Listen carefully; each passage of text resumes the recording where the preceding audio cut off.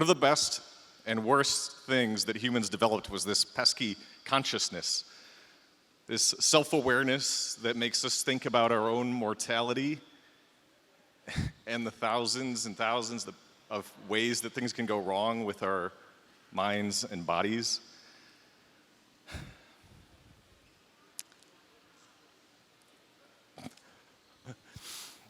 The unknown is really scary, and our brain is really good at filling in the gaps and coming up with stories to make things easier, to make the unknown easier to swallow. Our brains need structure while our hearts desire freedom, and this can create a cognitive dissonance. It can create anxiety and depression, things like that.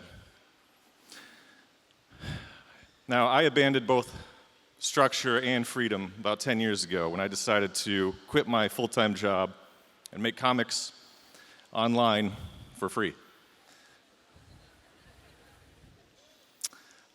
My name is Seluk. I make a comic called The Awkward Yeti. And don't get me wrong, I've made things work. I've had about 10 books published. 2 of them were New York Times bestsellers. 8 of them were not. Thank you. Wow. That's a good marketing tool. It's working. So, translated into a bunch of languages, too. I run a merchandise business where I sell plushes and games and different things based on my characters. And I recently ran a small comic convention featuring some of the top cartoonists from Instagram and Facebook. Super fun. All right, we're going back to the old presentation. That's fine. When I first started doing comics, I pulled on my psychology knowledge. This is a very deep one about Sigmund Freud. He's a big fan of his mom and cocaine. Plant care. I happen to really love plants. I own a lot of plants. So as a cartoonist, I get to do a lot of tapping into my own interests. In this case, I don't necessarily notice when a plant dies, but I'd like to think that the other plants do. Relationships. Made comics about relationships. In this case, the bird of paradise who dances to attract a mate. And I'd even try some really terrible puns. See if it was what's the worst pun I could possibly come up with. And it all comes down to creating what I know, which is nothing. And so what I found that was sort of devastating was that the more vulnerable and authentic I was in my work, the more it was catching with my audience. That's really scary.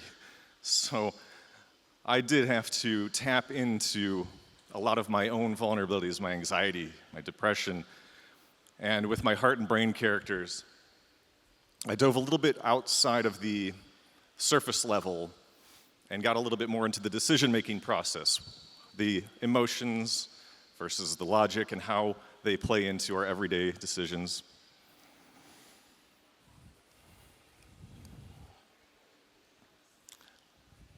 For example, anxiety. So this is something I struggle with all the time. And by making these comics, it was really therapeutic. It's good self-therapy to be vulnerable and to talk about your quirks like this. And it helped take away just a little bit of power from that anxiety. Here's another one. Getting into some of the ADHD tendencies. And so it kind of changed. It was about myself for a long time, but at one point, somebody close to me had their gallbladder removed. And I thought, I happened to notice that a lot of people were having this surgery. I'm not going to pronounce it for you, but a lot of people get their gallbladders removed. It's a really common surgery, and I thought that was funny. So I thought I'd take the gallbladder's perspective on that one. And so I wrote this comic about the gallbladder and its good intentions. Now, this was one of my first viral comics, meaning super popular online. But what really struck me wasn't just the popularity. It was the reaction from the people who had their gallbladders removed. They loved it. So they were able to work through something that was very painful and difficult with a little bit of humor that they otherwise may not have found. And I thought that's really special. And And so for the first time in my B-minus average existence, I started studying. I wanted to do more. I expanded on it. Sometimes when the gallbladder makes gallstones, it can block the bile duct, and that can create inflammation in the pancreas. It's pancreatitis, it's one cause of it. Constipation, a really common one. In this case, the bowel's character is a bit of a hoarder.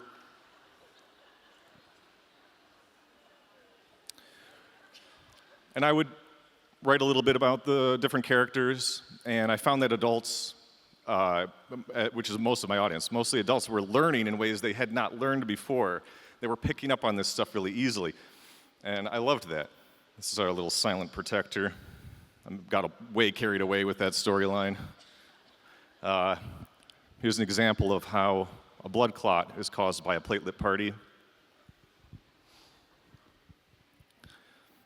Let's see what's next. Oh, give me 1 second there. Yeah, so anyway, I took all this, and I was getting requests from people all the time. People want their ailments made into a comic. They're obsessed with it. They're asking all the time. Like, people ask for pancreatitis, and they ask for all this stuff. So I had so many comics built up, I decided to make a game called Organ Attack. There, now we go to the slide. The family-friendly game of organ harvesting. The object of the game is to remove your opponent's organs before they remove yours.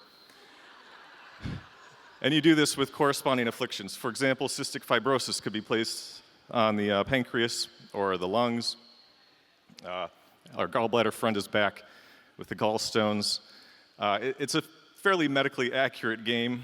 As you can see, love can attack the heart or stomach or remove the brain. And because of its incredible medical accuracy, I found that medical students were really enjoying playing this. It really does have a lot of medical accuracy, but they would contact me a lot, and they'd send photos and tell me they loved playing this game to blow off steam during their programs. So they're in these arduous programs. I'm making these silly comics. They're out like getting prepared to prolong and save lives. And I thought it's another really special thing to be able to support their career. And I have doctors now telling me that it helped them get through medical school. That's wild. And so, similarly, I worked with anxiety, depression, mental health themes like that. And I started thinking a little bit more outside of just myself, although a lot of it starts there. And I realized I was creating a support network for a lot of different people, telling me they were able to get out of dark times. It's a lot to take in, but really great. Here's an example of what I made during the pandemic that explains how when you're overwhelmed, all it takes is a tiny little inconvenience to set you off. And I think everybody can relate to this, especially during the pandemic when we were all like, it was too much. And I find that therapists often tell me they share this with their patients to help explain a very real phenomenon that happens. But I would also try to talk a little bit about how we get out of it, or how I was getting out of it. Trying to go as authentic as I can, never preaching, just saying the experience. It's never about the person, it's about the condition. It's not about the person suffering from the gallstones, it's about the gallbladder. And this all got really interesting about a year ago when somebody wrote their master's thesis in communication on my comics. It's wild. They should be up here talking instead. But they said the rhetorical devices of comics, meaning you can project yourself onto them, and like I said, they're not preaching, they're not really asking you questions, they're just there for you to feel less alone. It makes them an ideal medium for communicating about mental health issues and providing social support. And I thought that was really great. It was sort of the culmination of a career that was a bit lost and out of focus. And it made me realize that there was something that I could build from my work and through my work that could be meaningful. And so if I could take anything away from this, it's,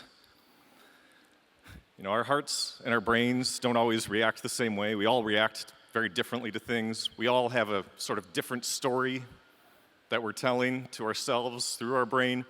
But at the foundation of it all, we are all dealing with this self-awareness, this consciousness that forces us to look at mortality, that forces us to look at all of the things that can go wrong with us and will go wrong with us and our loved ones.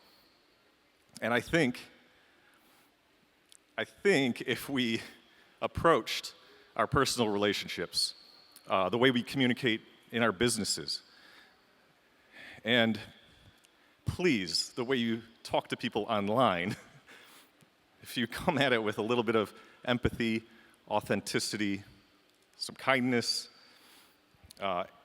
keeping in mind that at the foundation of it, we all have this commonality, then I do think we could make life and consciousness in this world a little bit more tolerable. So thank you.